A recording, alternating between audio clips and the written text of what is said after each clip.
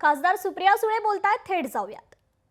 तिथे सुरक्षित भारतीय लोकांना परत आणता येईल आणि शांतता ही नेपाळमध्ये कशी होईल ह्याच्यासाठीही आपल्याला आठवत असेल की राष्ट्रवादी काँग्रेस पक्षामध्ये अनेक असे खासदार राहिलेले, त्यांचे फार चांगले संबंध नेपाळ बरोबर आले. डीपी त्रिपाठीजी जे आज दुर्दैवाने हयात नाही, पण डीपी त्रिपाठीजींनी भारत आणि नेपाळच्या मैत्रीसाठी खूप मोठं योगदान दिलं. म्हणजे आपले जेव्हा प्रधानमंत्री नेपाळला जायचे तेव्हा डीपी त्रिपाठींना आवर्जून नेपाळचं सरकार बोलवून घ्यायचं टियर 2 टियर 3 टॉकसाठी. तर मग अशीही नाती राहिलेली आहेत. त्यामुळे त्यांच्याही थ्रू आम्ही प्रयत्न करतोय की सुरक्षितपणे तिथेही सुरक्षित आपले जे काही लोक तिथे राहतात ते राहावे, कारण का अनेक भारतीय खूप मोठा व्यवसाय करण्यासाठीही नेपाळमध्ये राहतात. आरक्षणावरून खरं तर ओबीसी मराठामध्ये खूप वाचतोय काय, एकीकडे GR खाल्लाय सरकार, त्याच्यावर पण प्रश्नचिन्ह निर्माण केले जात आहेत आणि ओबीसींचं म्हणणं आहे की त्याच्यातून GR मधून तुम्ही सरसकट देऊ नका आरक्षण. वाटतं या सगळ्या प्रश्नांची उत्तरं माननीय मुख्यमंत्र्यांना हा प्रश्न विचारला तर जास्ती योग्य राहील. कारण का गेले 8 दिवस वर्तमानपत्रात आणि चॅनल्समध्ये आणि साधारणपणे समाजात नक्की काय कुणाला लाभ मिळणार आहे हे स्पष्टच होत नाहीये. त्यामुळे कळतच नाही कुणाला की नक्की इम्पॅक्ट काय आहे त्याचा. त्याच्यामुळे मला असं वाटतं हे सगळे प्रश्नाची उत्तरं फक्त आणि फक्त या राज्याचे माननीय मुख्यमंत्रीच देऊ शकतात. कारण का GR त्यांच्या सरकारने काढलेला आणि त्यांच्याच सरकारमध्ये 2 गट आता झालेले आहेत. त्याच्यामुळे सरकारमधलेच लोक जर GRला चॅलेंज करणार असतील तर हे काहीतरी नवीनच खरं तर बघायला मिळतं.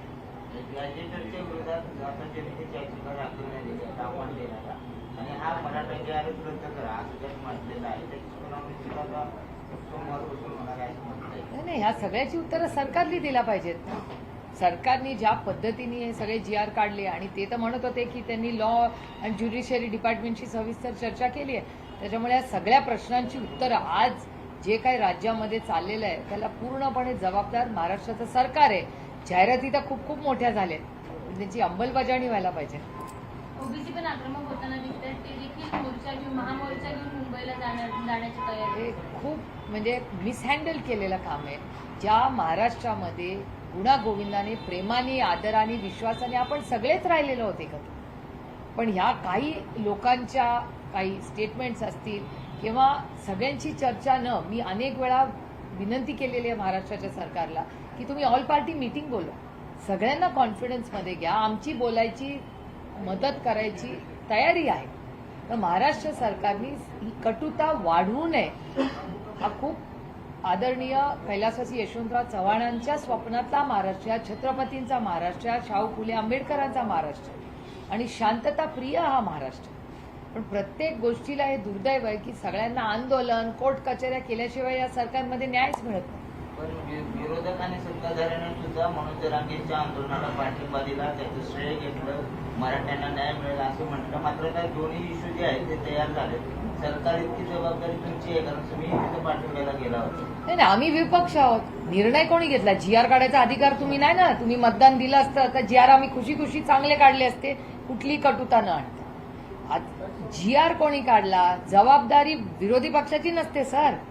जे सत्तेमध्ये असतात त्यांनी जबाबदारी घ्यायची असती, म्हणून तर ते सत्ताधारी आहेत. विरोधकांना कसं धरता तुम्ही? आम्ही विपक्ष आहोत. एका सशक्त लोकतंत्रामध्ये विपक्षचा अधिकार असतो विरोध करून ज्या चुकीच्या गोष्टी असतात त्यांना सरकारला जाब विचारणं. निर्णय घ्यायचा अधिकार आम्हाला नसतो एका सशक्त लोकशाहीमध्ये. सशक्त लोकशाहीमध्ये अधिकार घ्यायचा निर्णय हा फक्त आणि फक्त सरकारला असतो.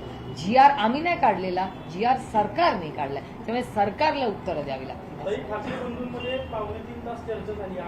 तुम्ही कशाला घड्याळ लावून बसलाय? किती वेळ चर्चा होत करताय? करू दे ना पण चर्चा. वाटाघाटीची चर्चा झाली. चंद्रकांत खैरेंचं एक वक्तव्य आलंय की महाविकास आघाडी तुटली तरी चालेल पण दोन्ही महाविकत्र आली पाहिजे. तुम्हाला खरं एक सांगू का, तुम्ही वयाने खूप लहान आहात, त्याच्यात तुम्ही शाळेत असाल, पण काँग्रेस आणि राष्ट्रवादीची जेव्हा आघाडी होती ना तेव्हा सगळ्या इलेक्शन आम्ही वेगळे लढायचो. विचार आहे, सगळे लढलेले आहेत. आम्ही जिल्हा परिषद, कॉर्पोरेशन, काँग्रेस आणि आम्ही वेगळेच लढायचो. कधी एक लढलोय? आप्पासाहेबांना विचारा, आप्पा बोला. कधीच नाही. स्थानिक स्वराज्याच्या सगळ्या इलेक्शन राष्ट्रवादी काँग्रेस एक होती तेव्हा आणि काँग्रेस आम्ही वेगळे वेगळेच लढायचो. स्थानिक लोक निर्णय घ्यायचे, इथे आघाडी करायची, इथे जिल्हा तर सोडा, तालुक्याला हे लोक निर्णय घ्यायचे. आप्पासाहेब ठरवणार की 2 मध्ये कोण आघाडी कोणाची करायची. कारण का स्थानिक वेगळं असते परिस्थिती आणि ही सगळ्यांकडे आहे, फक्त आमच्याकडे नाही. बघूया ना काय होतं. एवढी घाई कशाला? महाविकास आघाडीला अडचण वाटते ही काहीतरी? कशाची अडचण? असं होत नाही ना, जसं इलेक्शन होईल चर्चा होतील, घाई काय आपल्याला, चर्चा तर होऊ द्या. काल वॉलेंटियर साहेब याच्या संदर्भात म्हणले की आम्ही राज ठाकरे जर आमच्यासोबत येणार असतील तर आम्ही हायकमांडशी बोलू. तर त्याच्यावर मी कसं काय बोलणार? लोकशाही आहे आमच्याकडून तरी, त्यामुळे कोणी काय बोलायचं आपल्याला अधिकार. तुम्ही राज ठाकरेंना सोबत घेणार आहात? तो आले फक्त तर. नाही, आमचा जो निर्णय असेल तो एकत्र चर्चेतून येतो ना. आमची एकल्ली काम नसतं, सगळ्यांची चर्चा करून आम्ही बोलतो. त्याच्यामुळे तुम्ही बघितलं असेल, परवा काँग्रेसचे सगळे लोक उद्धवजींना जाऊन भेटून आले, नंतर उद्धवजी आणि राजजींची काल मिटिंग झाली. म्हणजे एका सशक्त लोकशाहीमध्ये चर्चा तर झालीच पाहिजे ना, चर्चेतूनच मार्ग निघतात. बिहारमध्ये राष्ट्रवादी म्हणून विशेष तुमचं मतदार यादीचं राष्ट्रवादी म्हणून तुमची काय भूमिका असेल? आमची भूमिका अशी आहे की महाराष्ट्राच्या हिताचं जे असेल आणि आमच्या समविचारी पक्षांबरोबर आम्ही नेहमीच आमच्या विचारधारेबरोबर एकत्र काम करायची आमची सगळ्यांचीच भूमिका आहे. कारण का आमच्यासाठी देश पहिला, मग राज्य, मग पक्ष आणि मग कुटुंब. त्याच्यामुळे आम्ही देशाच्या, राज्याच्या, पक्षाच्या हितून या ऑर्डरमध्ये आम्ही काम करतो.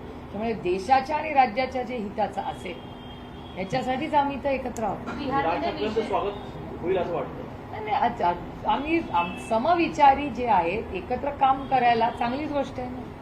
बिहारमध्ये विशेष पडताळणी झाली आहे मतदार यादीची आणि तशीच महाराष्ट्रात आणि देशभरात घेण्याची तयारी आता दिसून येते. लोकशाही मराठी ऐका, पहा, जागरूक रहा.